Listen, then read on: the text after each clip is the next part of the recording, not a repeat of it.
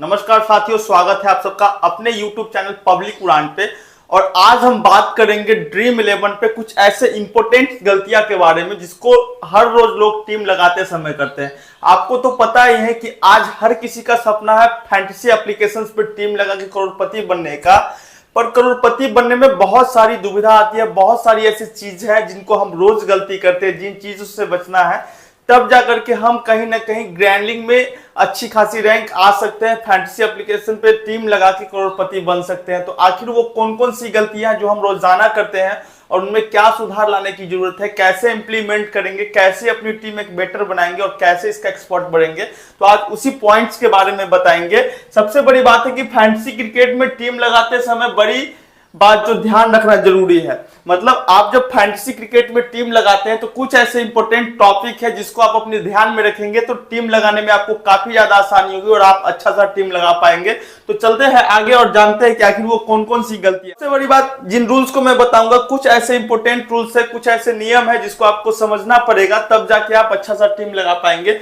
Tips की अगर बात कर ली जाए तो रूल नंबर 1 में क्या आता है, आप देखेंगे रूल नंबर 1 पे आकर के देखते हैं कि किसी भी टीम में टॉप 4 या 5 खिलाड़ी को ड्रीम 11 टीम में आने की संभावना मात्र 30% रहती है। तो मतलब किसी भी टीम का टॉप जो 4 या 5 खिलाड़ी है उसका ड्रीम 11 टीम में आने का जो चांस होता है वो मात्र 30% होता है, ना कि ज्यादा होता है। ऐसे में हम कौन सी गलतियां करते हैं कि ज्यादा से ज्यादा प्लेयर रख लेते हैं किसी भी टीम पे, तो ऐसा नहीं करना है, इन चीजों से बढ़ना है। दूसरा क्या है, सेकेंड रूल हमारा क्या कहता है, किसी भी टीम में बल्लेबाज के तौर पर कम से कम 2 और अधिक से अधिक 3 खिलाड़ी अपनी टीम में लेनी चाहिए। मतलब अगर आप टीम लगाते हैं तो टीम लगाते समय आप देखते हैं कि भाई ये खिलाड़ी बड़ा है, इसको रख लेते हैं, ये खिलाड़ी बड़ा है, तो दोनों टीम में से आप धरधरा करके बल्लेबाज को रख लेते हैं, 4, 5, 6 बल्लेबाज को, जिसका कारण होता है कि आपका टीम फ्लॉप हो जाता है। ज्यादातर मैचेस में देखा गया है कि किसी भी टीम में जो अपनी टीम बनाते हैं उसमें दोनों टीम की तरफ से ज्यादा 2 से 3 बल्लेबाज रखते हैं, तब वो ग्रैंड लीग में आ पाते हैं। तो आपको भी ऐसा ही करना है, ना कि बहुत सारे बल्लेबाज के साथ जाना है। कम बल्लेबाज, 2 या 3 बल्लेबाज को लेकर के ही टीम बनाना है, तब जाकर के आप अच्छा सा और परफेक्ट टीम बना पाएंगे। चलिए, अब आगे बढ़ने से पहले आप लोगों से रिक्वेस्ट है कि अगर चैनल पे नए हैं या फिर आप हमारे चैनल को पहली बार देख रहे हैं तो सबसे पहले हमारे चैनल पब्लिक उड़ान को सब्सक्राइब कर ले यूट्यूब पे, और साथ ही साथ बात कर लेते हैं अपने टेलीग्राम की, जहां पे हम आपको टेलीग्राम पे मैच से जुड़ी हर एक जानकारी साझा करते हैं, वो भी बिल्कुल मुफ्त में, ना ही हम 1 रुपया आपसे चार्ज करते हैं, ना कभी मांगे हैं। अगर कोई हमारे नाम पे आपसे पैसे मांग रहा है तो समझ लीजिएगा वो फ्रॉड होगा, हम 1 रुपए भी आपसे नहीं मांगते हैं। तो हमारा जो टेलीग्राम है आप देख सकते हैं, ग्रैंड लिंक के बारे में हम हमेशा छोड़ते रहते हैं, जितने भी विनर्स होते हैं उनको दिखाते रहते हैं और उनकी टीम को दिखाते रहते हैं। साथ ही साथ हमारा जो टेलीग्राम है पब्लिक उड़ान, देख सकते हैं अभी इसमें 6000 के आसपास सब्सक्राइबर हुए, क्योंकि हमारा टेलीग्राम न्यू है। और साथ ही हमारा पब्लिक उड़ान है, इसको भी आप सब्सक्राइब कर ले यूट्यूब पे, ताकि हर एक जानकारी आपको मैच के बारे में मिल सके। मैच का जो प्रॉपर एनालिसिस है, चाहे वो फील्ड का हो या फिर खिलाड़ी का हो या फिर किसी देश के पिच का हो या फिर किसी बॉलर का हो या बल्लेबाज को, सारी इंफॉर्मेशन हम आपको यहां तक देते हैं। तो चलिए आगे की ओर बढ़ते हैं और आगे देखते हैं कि आखिर और कौन कौन से नियम है जिसको हमें जानने की जरूरत है और जान करके हम अच्छा सा टीम लगा सकते हैं। अब आगे की ओर जब हम बढ़ेंगे तो आप देख सकते हैं कि रूल नंबर हमारा 3 जो है उसमें क्या कर रहा है, टॉप 2 बल्लेबाज, मतलब दोनों बल्लेबाजों के 30 से 60 पॉइंट देने की संभावना 45% रहती है। टॉप 2 बल्लेबाज है, उनका जो पॉइंट देने का संभावना होता है 30 से 60 पॉइंट, मात्र जो है 45% चांस रहता है, ठीक है, जो ओपनर बल्लेबाज होते हैं। और रूल नंबर 4 में क्या कह रहा है, किसी भी तरह की टीम का लो से लेकर हाई तक जितने भी स्कोर बनते हैं उसमें सबसे ज्यादा पॉइंट देने वाले खिलाड़ी मात्र 5 से 6 होते हैं, यानी 6 से 7 होते हैं। मतलब किसी भी टीम में जो हाई पॉइंट बनता है, ज्यादा से ज्यादा स्कोर्स होते हैं और ड्रीम 11 का फैंटेसी पॉइंट बनते हैं, उससे मात्र 5 से 6 खिलाड़ी होती है जो सबसे ज्यादा पॉइंट करके जाते हैं। ऐसा नहीं कि 11 खिलाड़ी पॉइंट करके चले जाते हैं। तो दोनों टीम से मात्र 5 से 6 खिलाड़ी ही ऐसा है जो अच्छा पॉइंट करता है। तो आप जब टीम लगाते हैं तो ऐसा नहीं कि एक ही टीम की तरफ से सारे के सारे खिलाड़ी को रख दीजिए, कम खिलाड़ी को लेकर के ही आप अच्छा सा टीम बना सकते हैं। अब आगे जब आप बढ़ेंगे रूल नंबर 5 पे तो आप देखेंगे साफ साफ लिखा हुआ, अगर दोनों ओपनर बल्लेबाजों को अपनी टीम में जगह दिया गया और दोनों ने 50+ पॉइंट या रन बना दिया, मतलब दो ओपनर बल्लेबाज है किसी भी टीम का और उसको हम अपनी फैंटेसी टीम में ज्यादा देते हैं, जगह देते हैं, और उसने अगर 50 से ज्यादा पॉइंट बना दिया तो इस बात का ज्यादा संभावना रहती है कि 3 और 4 नंबर खिलाड़ी या तो फ्लॉप होंगे या तो उसमें से कोई एक खिलाड़ी फ्लॉप हो सकता है। इस हालात में कोई एक ही ड्रीम टीम में आएगा। मतलब अगर ओपनर बल्लेबाज चलते हैं और आप ओपनर बल्लेबाज 50 से ज्यादा पॉइंट दे देते हैं और आप अपनी टीम बनाते हैं तो उस पर आपको हमेशा ध्यान रखना होगा कि 3 और 4 नंबर के जो बल्लेबाज है इसमें से या तो दोनों खिलाड़ी फ्लॉप हो सकते हैं या फिर कोई एक खिलाड़ी फ्लॉप हो सकता है। ऐसे में आपको अपनी ड्रीम टीम बनाते समय किसी एक ही खिलाड़ी को इंपोर्टेंस देना है जो ज्यादा पॉइंट करके जा सकते हैं, क्योंकि दोनों में से कोई एक खिलाड़ी ऐसा होगा जो 100% फ्लॉप होगा। रूल नंबर 6 क्या कह रहा है? रूल नंबर 6 की अगर बात कर लेते हैं और देख लेते हैं तो रूल नंबर 6 कह रहा है कि कोई खिलाड़ी पिछली मैच में 100 से अधिक रन या फिर 100 से अधिक पॉइंट दे दिया है या फिर उस मैच में कप्तानी पारी खेल गया हो तो फिर उसका इस मैच में बनने का मौका सिर्फ 20% रहता है। मतलब अगर कोई खिलाड़ी अपना पिछला मैच में बेस्ट परफॉर्मेंस किया हो, 100 से प्लस पॉइंट कर दिया हो, फिर 100 से ज्यादा रन पॉइंट कर दिया हो और आप जब टीम लगा रहे हैं अगले मैच में तो आप सोच रहे हैं कि भाई इस खिलाड़ी ने पिछले वाले मैच में कैप्टन की भूमिका निभाई थी और इस वाले मैच में भी कैप्टन की भूमिका निभाएगी, तो ये जो है ना हायर रिस्की हो जाएगा। कभी भी ये आपको सपोर्ट नहीं करने वाला है, क्योंकि अगले मैच में उसका जो फ्लॉप होने का चांस रहता है वो 100% हो जाता है। मात्र 10% चांस ही रहता है कि ये आज फिर से ड्रीम टीम में आ पाएगा और या फिर कैप्टन की भूमिका निभा सकता है। तो ऐसे में आपको क्या करना है, पिछले मैच को देख के टीम नहीं लगाना है। इस वाले मैच में आपको उस खिलाड़ी को या तो ड्रॉप कर दे या फिर सिर्फ टीम में जगह दे, ना कि आप अपना कैप्टन और वाइस कैप्टन बना करके छोड़ दे। अब आगे की ओर बढ़ते हैं और फिर से देख लेते हैं कि 7 नंबर रूल है वो क्या कह रहा है। अगर कोई बल्लेबाज 2 या 3 मैच में लगातार ड्रीम टीम में आ रहा है या फिर 50 से 100 पॉइंट दे चुका है, कहने का मतलब है अगर कोई बल्लेबाज पिछले 2 या 3 मैच में लगातार परफॉर्मेंस दे रहा है, 50 पॉइंट 60 पॉइंट दे रहा है, ठीक है, तो इसका मतलब यह है कि अगला जो मैच होना है उसमें उसका फ्लॉप होने का चांस 90% तक होता है, ना कि उसमें भी वो 50 से 60 पॉइंट देगा। तो आपको इस बात को भी ध्यान रखना है जब आप टीम लगाते हैं, स्क्रॉल करते हैं टीम लगाते समय, तो आप पिछला डाटा देखते हैं कि पिछले वाले मैच में ये जो बल्लेबाज है इसने क्या किया है कि भाई लगातार परफॉर्मेंस दे रहा है और आप नए खिलाड़ी को या फिर कम पॉइंट वाले खिलाड़ी को जगह नहीं देकर के फिर से आप इसी खिलाड़ी को रख लेते हैं, क्योंकि इस पे आपका विश्वास बढ़ जाता है और वहां पे जो आपका टीम है वो पूरी तरह से फ्लॉप हो जाता है। क्योंकि आपने क्या किया कि पिछले मैच के आधार पे आपने टीम लगाई, ना कि इस वाले मैच के आधार पे, नए एनालिसिस के आधार पे।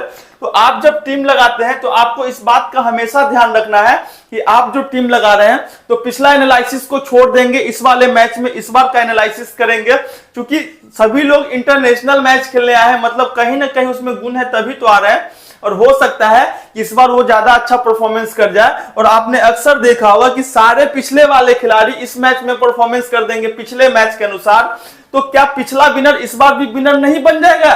या फिर जितने लोगों ने टीम लगाया है पिछले वाले मैच को देख करके वो सारे के सारे लोग रैंक 1 पे नहीं आ जाएंगे? या फिर ऐसा भी हो सकता है कि पिछले वाले मैच के आधार पे जब टीम लगेगा और ज्यादा से ज्यादा लोग टीम लगाएंगे तो सबका पॉइंट बराबर हो जाएगा, और जब सबका पॉइंट बराबर हो जाएगा तो क्या पिछला मैच का जो टीम देख के लोग लगाए हैं उनका जो टीम 1 है रैंक 1 पे आ पाएगा किसी एक आदमी का? कभी नहीं आएगा, क्योंकि पिछला मैच देख करके सभी लोगों ने टीम लगाया और सब लोगों का पॉइंट बराबर हो गया है। तो वो जो डिस्ट्रीब्यूशन होगा, जो मनी का कलेक्शन होगा, जो बांटा जाएगा, वो सब में बराबर बराबर बांट दिया जाएगा। और हो सकता है कि 100 लोग भी एक नंबर पे आ सकते हैं या फिर हो सकता है 500 लोग भी एक नंबर पे आ सकते हैं। तो पिछली मैच को देख करके कभी भी टीम नहीं लगाना है, आपको एनालिसिस करना है कि यहाँ पे कुछ तो ऐसे खिलाड़ी होंगे जिसका रेगुलर परफॉर्मेंस है, ना कि पिछले वाले सभी खिलाड़ी को लेकर के चलेंगे।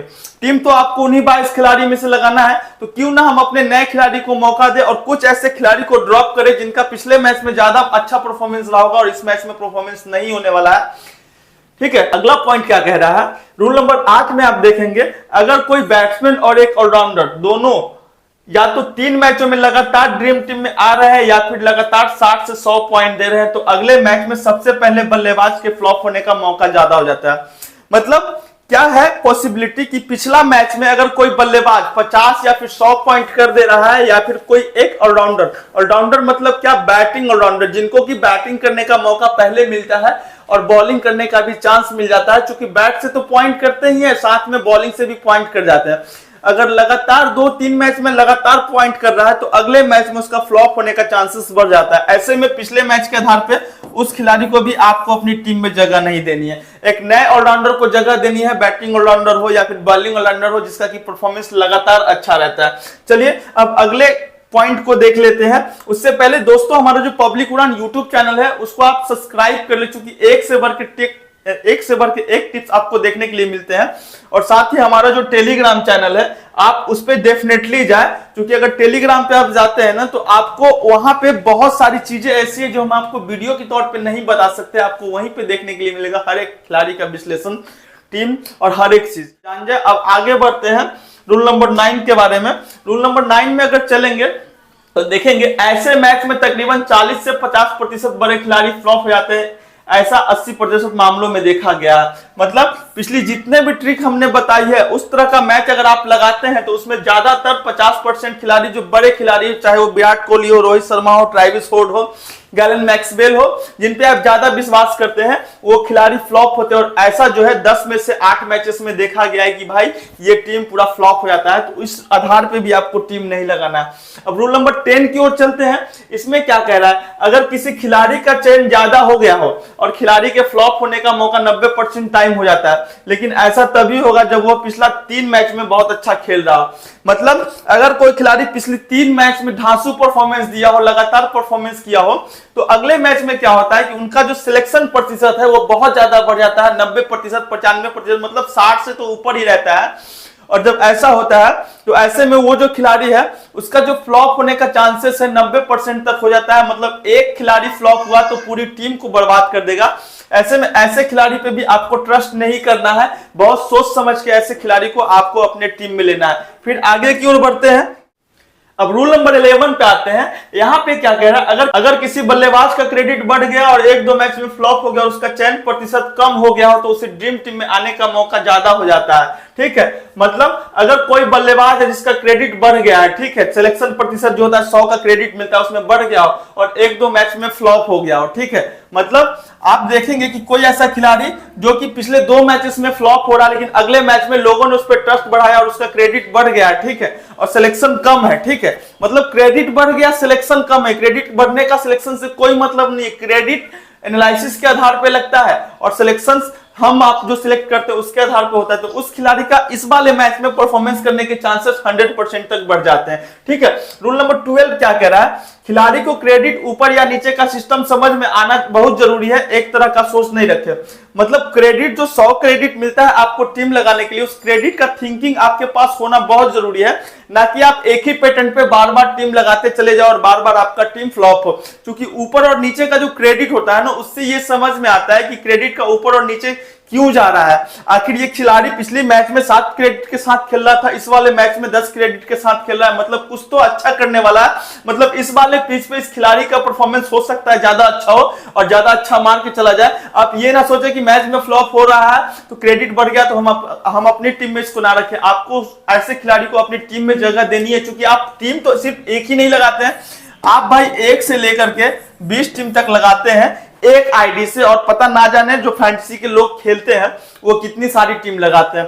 तो आप जब टीम लगाएंगे तो जितने भी पैटर्न हमने बताया है और समझाया उसके ऑपोजिट में उसके थिंकिंग पे लेकर के आपको टीम लगाना है, ताकि आप एक अच्छा सा टीम बना पाए। हर पैटर्न पे आपको 2 से 3 टीम बना के चलना है, तब जाकर के आप फैंटेसी के किंग बन सकते हैं और ग्रैंड लीग में अच्छी खासी विनिंग कर सकते हैं। रूल नंबर 13 की ओर अगर चल के देखते हैं तो इसमें क्या है, टीम में 0 से 30%, टीम में 0 से 30%, मतलब ऐसे खिलाड़ी जिसे हर कोई इग्नोर कर रहा है वैसे 3 खिलाड़ी को अपनी टीम में जरूर जगह देनी चाहिए। आपने देखा होगा कि जो 22 खिलाड़ी है उसमें से 11 खिलाड़ी को लोग लेते हैं और 11 खिलाड़ी को छोड़ देते हैं, और इनमें से 11 खिलाड़ी में से कम 7 से लेकर के 8 खिलाड़ी ऐसे होते हैं जिसका सिलेक्शन 30% से कम होता है और लोग इसको अपनी टीम में नहीं रखते हैं, लेकिन इनका कहीं ना कहीं अच्छा परफॉर्मेंस की वजह से सिलेक्शन हुआ है।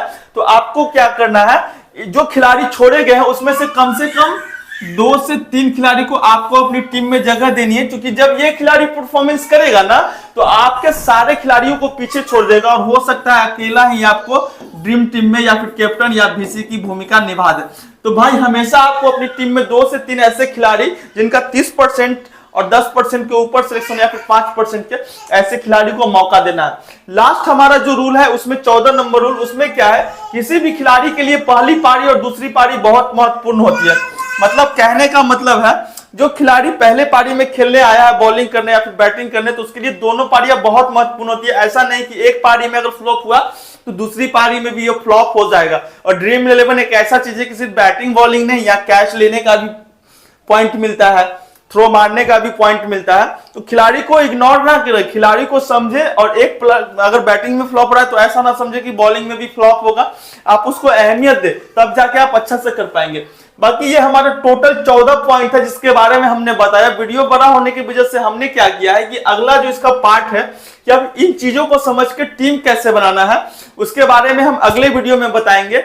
बाकी इस वीडियो में आपके लिए इतना पॉइंट मैंने डील कर दिया, आप इसको अच्छे से समझे, ठीक है, और तब जाकर के टीम बनाए ताकि आप जीत पाएंगे। आगे बहुत सारे मैचेस आने हैं। और हाँ, लास्ट में एक बार और जाते जाते कहूंगा कि आपने अगर मेरे टेलीग्राम को अगर ज्वाइन नहीं किया है तो लिंक जो है वीडियो के नीचे दिया हुआ है, आप लिंक पे क्लिक करके हमारे टेलीग्राम को ज्वाइन कर ले और मैच से जुड़ी जानकारी पाए और अच्छा सा टीम बना के अच्छी से विनिंग करे।